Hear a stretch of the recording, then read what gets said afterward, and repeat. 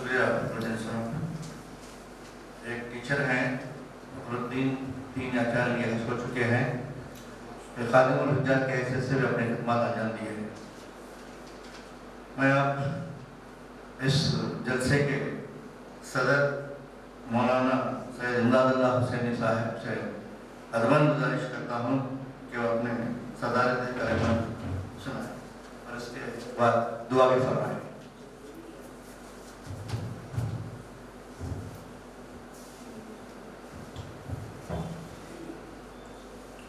بسم اللہ الرحمن الرحیم۔ الحمدللہ رب العالمین، والصلاة والسلام علی اشرف الانبیاء والمرسلین سیدنا محمد وعلی آلہ واصحابہ اجمعین، اما بعد۔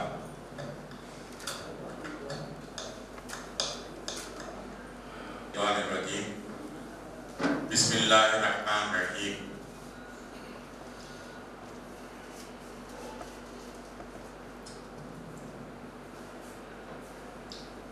وَإِذِ ابْتَلَىٰ إِبْرَاهِيمَ رَبُّهُ بِكَلِمَاتٍ فَأَتَمَّهُنَّ قَالَ إِنِّي جَاعِلُكَ لِلنَّاسِ إِمَامًا قَالَ وَمِنْ ذُرِّيَّتِي قَالَ لَا يَنَالُ عَهْدِي الظَّالِمِينَ۔ صدق اللہ العظیم۔ محترم مولانا مفتی سید احمد بابی صاحب، امیر مقامی جناب نادر علی صاحب، اور آپ کی اس مجلس میں مدعو شہر کڑپا کے حجاج کرام مرد و خواتین، السلام علیکم ورحمۃ اللہ وبرکاتہ۔ آج کا یہ پروگرام جماعت اسلامی ہند کی جانب سے، شہر کڑپا کی جانب سے، حج کے بعد کی زندگی کے عنوان سے رکھا گیا ہے، ہر سال رکھا جاتا ہے، جس کا مقصد یہ ہے کہ حجاج کرام کے کا استقبال بھی کیا جائے، ان سے دعا بھی لی جائے اور ان کے ساتھ وقت بھی گزارا جائے، اور انہیں اس بات پر متوجہ کیا جائے کہ ایک حاجی کی زندگی حج کے بعد کیسی ہونی چاہیے۔ عموماً ایسا ہوتا ہے کہ حج کے آنے کے بعد آدمی اس احساس کو اور اس تجربے کو، اس زندگی کو بھول جاتا ہے جو حج سے آنے کے بعد ہونی چاہیے تھی، اور دوست و احباب سے ملاقاتوں میں، دعوتوں میں وغیرہ میں وہ کیفیت باقی نہیں رہتی، وہ بھول جاتا ہے۔ تو یہ اس مجلس سے انہیں یاد دلانا بھی مقصود ہے۔ حاجی جہاں اللہ تبارک و تعالیٰ کی سعادت سے سرفراز ہو کر تشریف لاتا ہے، اس کی نعمتوں سے سرفراز ہو کر تشریف لاتا ہے، اللہ کے گھر کی زیارت اور مقامات مقدسہ کی زیارت سے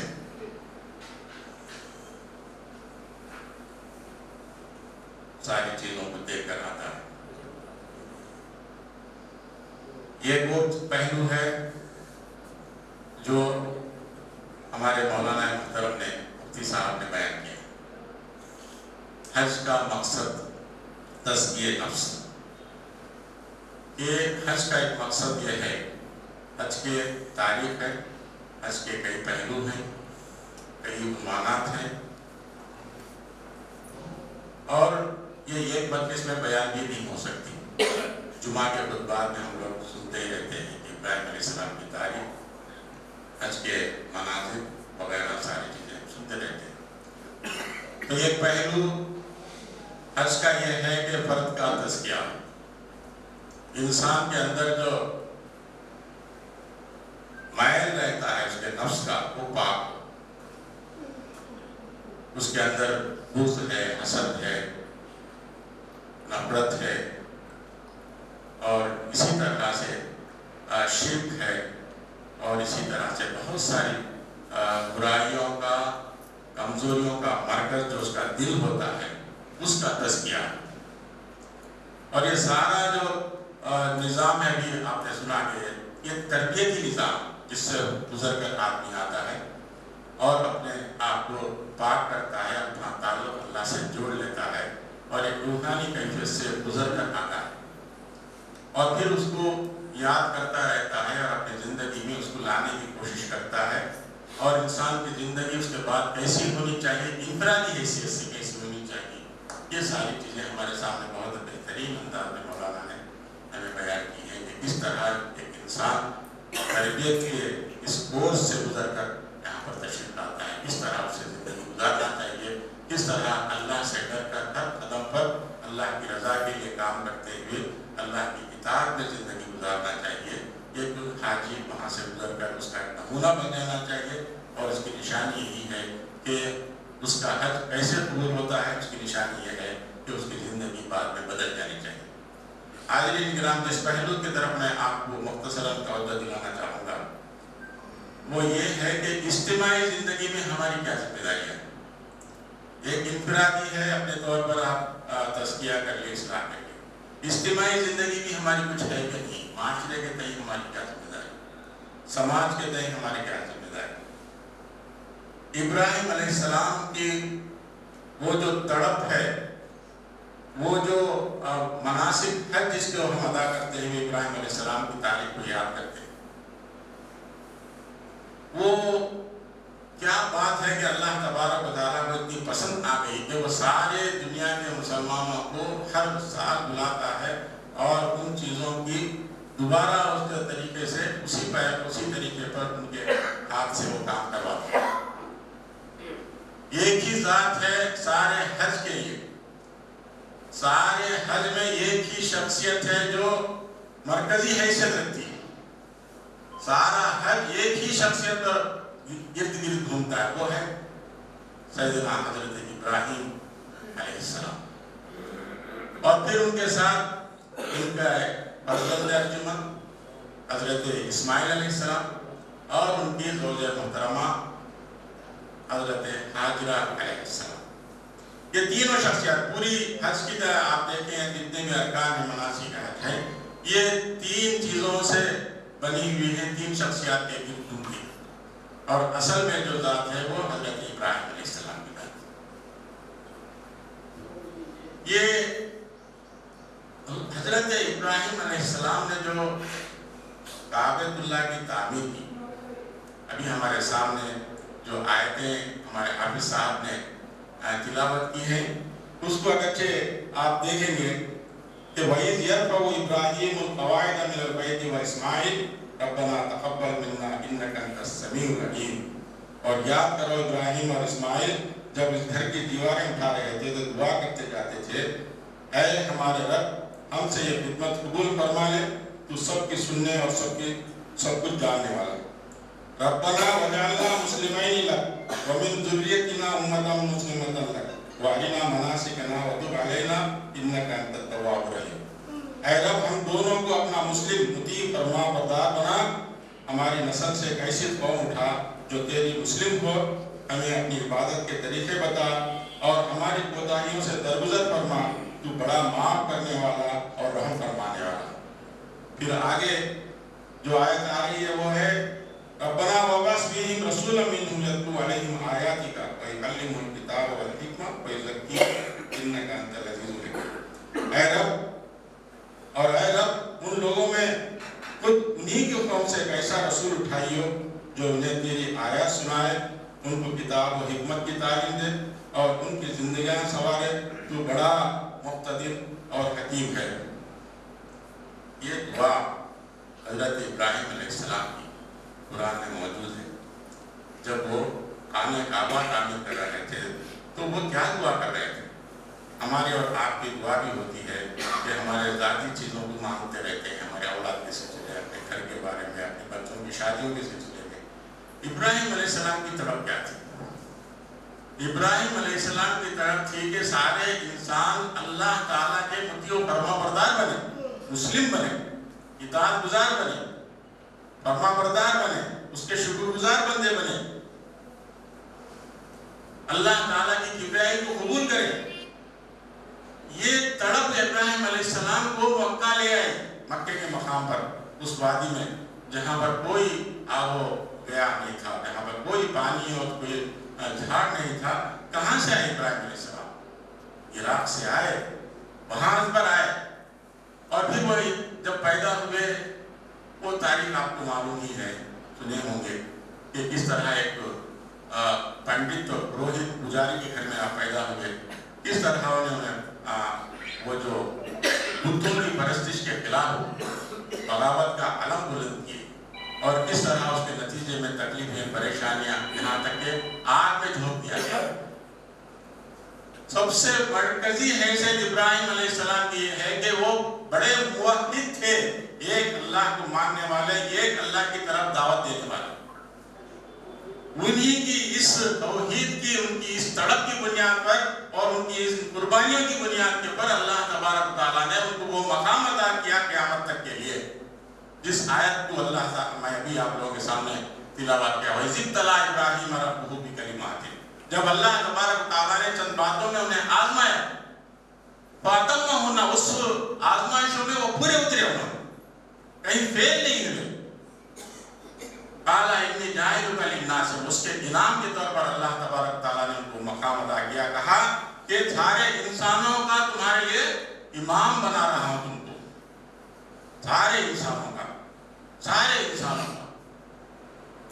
ابراہیم علیہ السلام کی تڑپ دیکھیے کہ قَالَ وَمِن ذُرِّيَّتِي، میری اولاد کا کیا، میری ذریت کا کیا ہوا؟ قَالَ یہ عہد جو ہے، یہ جو میرا وعدہ ہے، ظالم کے ساتھ نہیں ہے. تو یہ توحید کی جو دعوت ہے، اللہ تعالیٰ کی اطاعت اور فرمانبرداری کی جو دعوت ہے، یہ انبیاء علیہ السلام کا مشن رہا ہے. تو یہ جو ہم جا کر دیکھ کر آتے ہیں، حج کر کر آتے ہیں، ہمیں توحید کی تعلیم لے کر آنا چاہیے کہ یہ ساری کائنات اللہ کی ہے، اسی کی اطاعت ہونی چاہیے، اسی کی فرمانبرداری ہونی چاہیے. یہ بندوں کا یہ ذمہ داری ہے، یہ فرض ہے کہ اسی کی اطاعت کرے، اسی کی فرمانبرداری کرے، چاہے کوئی بھی ہو. انسان، سارے انسان اللہ تعالیٰ کی مخلوق ہے، اسی کی اطاعت کرنی چاہیے، اسی کی فرمانبرداری کرنی چاہیے. اب ذرا غور کر کر دیکھیں کہ ہمارے معاشرے میں اللہ تعالیٰ کی اطاعت و فرمانبرداری کرنے والے، اس کے بتائے ہوئے طریقے پر چلنے والے کتنے لوگ، کتنی بڑی تعداد ہے جو بت پرستی میں مبتلا ہے، شرک میں مبتلا ہے، اللہ تعالیٰ کی نافرمانی میں مبتلا ہے، اللہ تعالیٰ کے ساتھ ظلم کر رہی ہے، بندوں کے ساتھ ظلم کر رہی ہے. لیکن یہ حج کو جا کر آنے کے بعد وہ جو تڑپ ہے ابراہیم علیہ السلام کی، وہ تڑپ ہمارے زندگی میں نہیں آتی. وہ تڑپ سماج کے تحت، وہ تڑپ جو دوسرے انسانوں کے تحت ہونی چاہیے کہ یہ انسان بھی اللہ تعالیٰ کے فرمان بردار بنے، یہ شرک سے باز آ جائیں، یہ بت پرستی سے باز آ جائیں، یہ اللہ تعالیٰ کی بغاوت سے باز آ جائیں. یہ جذبہ ہمارے اندر پیدا نہیں ہوتا حج کو جا کر آنے کے بعد. ہم اپنے طور پر الحمدللہ کچھ حد تک ہمارا تزکیہ نفس ہو گیا، ہماری اصلاح ہو گئی، احساس آ گیا، یہ بہت بڑی بات ہے. اپنی اصلاح ہو گئی، یہ بڑی بات ہے، اللہ کا شکر احسان ہے. لیکن ذمہ داری ہماری ختم نہیں ہوئی. وہ ابراہیم علیہ السلام کی جو سنت ہے، جو سب سے بڑی سنت ہے، جس کے لیے انہوں نے یہ ساری چیزیں، یہ تکلیفیں برداشت کیے، اور جس کو ہم دہراتے رہتے ہیں ان مناسب کو، یہ ساری چیزیں بنیاد ہیں اللہ تعالیٰ کی طرف بندوں کو بلانا، دعوت دینا. آج ہندوستان میں جتنا بھی مسائل مسلمان کے لیے آ رہے ہیں، اس ذمہ داری کو نہ ادا کرنے کے نتیجے میں آ رہے ہیں، غلط گواہی دینے کے نتیجے میں آ رہے ہیں. مسلمان بحیثیت ایک بہترین ذات کے طور پر جو متعارف ہونا چاہیے سماج میں، وہ شخصیت متعارف نہیں ہو رہی ہے. حج کو جا کر آنے کے بعد حاجی صاحب بولنے کے ساتھ ہی جو ریسپیکٹ، جو عزت ہمارے مسلمانوں میں ہوا کرتا تھا کہ حج کو جا کر، حج کو جا کر، ارے حاجی صاحب ہیں بھی، اور وہ بھی ڈرتا کہ میں حج کو جا کر آؤں، میں یہ کام نہیں کرنا چاہیے. یہ تصور ختم ہوتا جا رہا ہے کہ میں حاجی ہوں، مجھے کام نہیں کرنا چاہیے، میں حج کو جا کر آیا ہوں، مجھے کام نہیں کرنا چاہیے، میری زندگی بدل جانا چاہیے، میں ایسے ہونا چاہیے، ایسے ہونا چاہیے.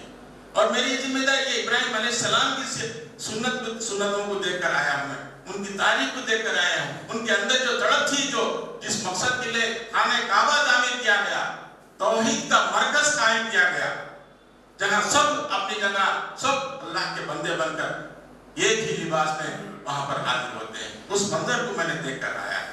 हमें दूसरे लोगों को उसकी तरफ दावत देना चाहिए। इस जुल्म के खिलाफ हमें लोगों को रोकना चाहिए, हमें बताना चाहिए। इब्राहिम अलैहिस्सलाम ने अपने बाप से इस तरह से बुत परस्ती से रोका, उस तरीके से हमें अपने माहरे में बुत परस्ती से रोकना चाहिए। इन्ना शिर्क लज़ुल्मुन अज़ीम, सबसे बड़ा जुल्म शिर्क है। इसका नतीजा ये हो रहा है हमारे जिम्मेदारियों को अदा ना करने का नतीजा ये है कि गलत फहमियां मुसलमानों के बारे में फैलती तौफीक नसीब फरमाए और हमें इज्जत और बावकार जिंदगी गुजारने की तौफीक नसीब फरमाए। हमारी जिंदगी में अल्लाह ताला इनकलाब लाए और हमारे समाज में इनकलाब लाए। रब्बना तक़ब्बल मिन्ना इन्नका अंतस समीउल अलीम व तुब अलैना इन्नका अंतत तव्वाबुर रहीम व सल्लल्लाहु अलैहि वसल्लम। या इलाहल आलमीन रब्बना अलैका तवक्कलना व इलैका अनबना व इलैकल मसीर।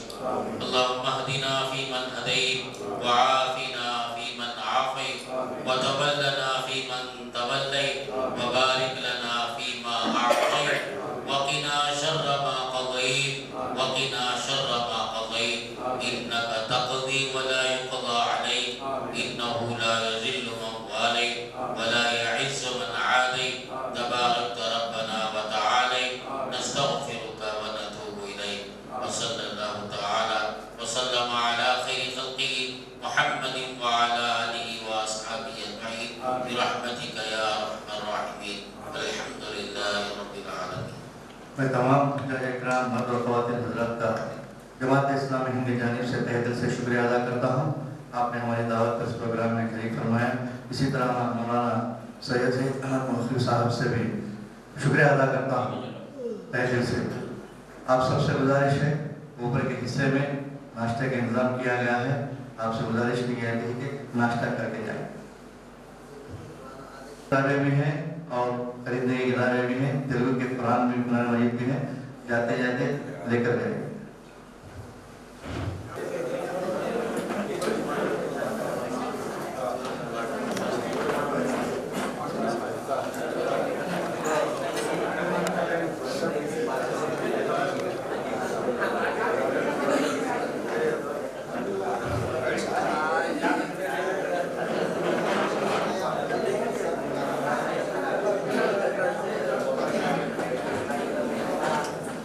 Gracias.